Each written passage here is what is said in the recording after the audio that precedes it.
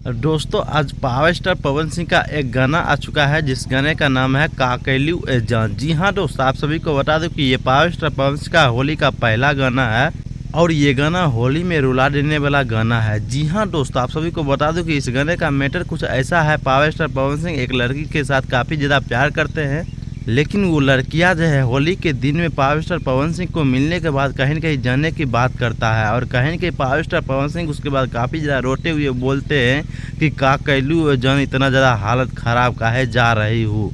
जी हाँ दोस्त, कुछ इस तरीके से मैटर है इस गाने का। इस गाने में प्यारा सा आवाज़ दिए पावर स्टार पवन सिंह और अनुपमा यादव। जी हाँ दोस्तों, और इस गाने को लिखने वाले इंसान का नाम है रोशन सिंह विश्वास। आप सभी को बता दें कि ये गाना ओवरऑल मिला के काफ़ी ज़्यादा अच्छा है और इस गाने में म्यूजिक भी दिए हैं प्रियांशु सिंह। अगर आप लोग इस गाने को नहीं सुने हैं तो पवन सिंह ऑफिशियल चैनल पर जाइए, इस गाने को ढेर सारा प्यार दीजिए। थैंक यू भाई, धन्यवाद, जय हिंद।